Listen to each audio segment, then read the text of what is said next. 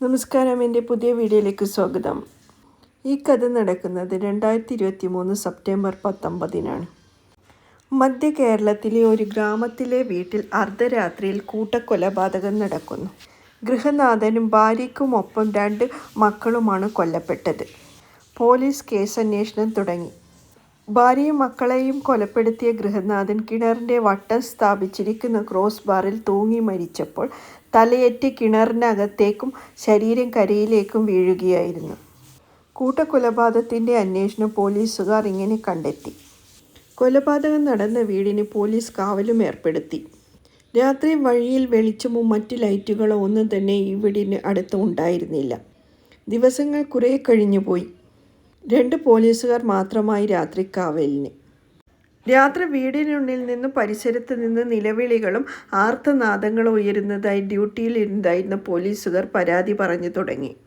ഈ വാർത്ത നാട്ടിൽ പരന്നതോടുകൂടി ഇരുട്ടും മുൻപ് ആളുകൾ വീട് പിടിക്കാൻ തുടങ്ങി.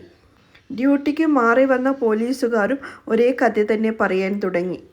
അങ്ങനെ ഒരു കറുത്തവാവ് ദിവസം അർദ്ധരാത്രി വീടിന് പിന്നിൽ നിന്നും നീട്ടിയുള്ള നിലവിളി കേട്ട് ഡ്യൂട്ടിയിലുണ്ടായ പോലീസുകാർ ഒന്ന് ഞെട്ടിയെങ്കിലും എന്നാലും അവർ ധൈര്യത്തോടെ വീടിൻ്റെ പിന്നിലേക്ക് പോയി.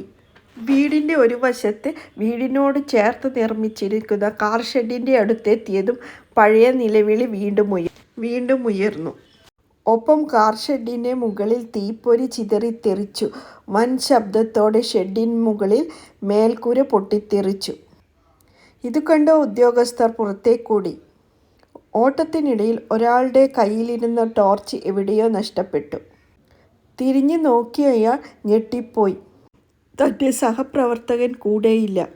ആരോ വിളിക്കുന്നതായി തിരിഞ്ഞു നോക്കിയ അയാൾ കണ്ടത് കയ്യിൽ വാക്കത്തിയുമായി നഷ്ടപ്പെട്ട തൻ്റെ ടോർച്ച് തെളിയിച്ച് തനിക്കു നേരെ നീട്ടുന്ന ഒത്തിരി പൊക്കമുള്ള ഒരു കറുത്ത രൂപത്തെയാണ്. പിറ്റേ ദിവസം 2 വ്യത്യസ്ത ഇടങ്ങളിൽ നിന്ന് പരിക്കേറ്റ നിലയിൽ 2 ഉദ്യോഗസ്ഥരെയും കണ്ടെത്തി.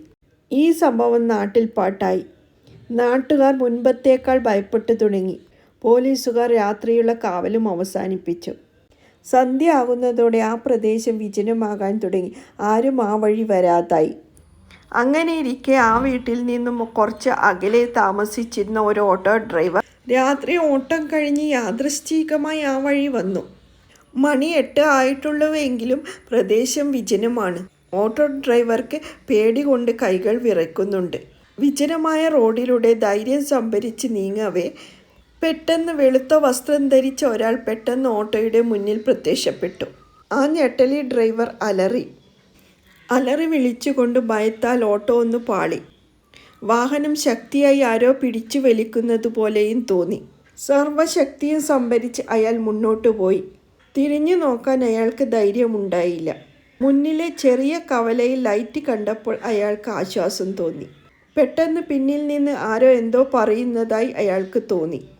ഭയത്തോടെ തിരിഞ്ഞു നോക്കി അയാൾ കണ്ടത് വെളുത്ത വസ്ത്രം ധരിച്ച ആ രൂപം ഓട്ടോയുടെ പിൻസീറ്റിലിരിക്കുന്നു. ആ രൂപം അയാളെ നോക്കി ചിരിക്കുന്നു. അയാൾ പേടിച്ച് ഡ്രൈവിംഗ് സീറ്റിൽ നിന്ന് പുറത്തേക്കു ചാടി മുന്നിൽ കാണുന്ന വഴിയിലൂടെ ഓടി. ഇതിൽ പിന്നെ ആദ്യം അന്വേഷണം തുടങ്ങി.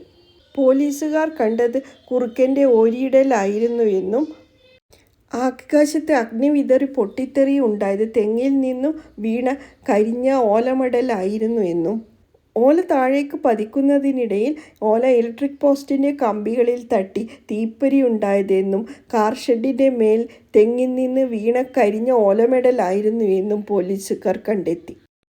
ഓട്ടോയിൽ കയറിയത് പള്ളിയിലെ അച്ഛനായിരുന്നു. അവിടെ ഒരു വീട്ടിലെ വിശ്വാസിയുടെ ഭയം മാറ്റാൻ പ്രാർത്ഥനയ്ക്കെത്തിയതായിരുന്നു അദ്ദേഹം. വാഹനം വെട്ടിച്ചപ്പോൾ കുഴിയിൽ വീണ് നിന്ന സമയം അദ്ദേഹം ഓട്ടോയിൽ കയറി. അയാൾ എന്തൊക്കെയോ ചോദിച്ചെങ്കിലും ഡ്രൈവറുടെ ഉള്ളിലെ ഭയം മൂലം അയാൾ കേട്ടതേയില്ല. തനിക്കിറങ്ങേണ്ട സ്ഥലത്തെത്തിയപ്പോൾ ഇവിടെ നിർത്തിയാൽ മതി എന്ന് പറഞ്ഞത് മാത്രമാണ് ഡ്രൈവർ കേട്ട് തിരിഞ്ഞു നോക്കിയത്. ഒടുവിൽ പ്രേതകഥകൾക്ക് പിന്നിലെ രഹസ്യങ്ങൾ തെളിയിക്കപ്പെട്ടു.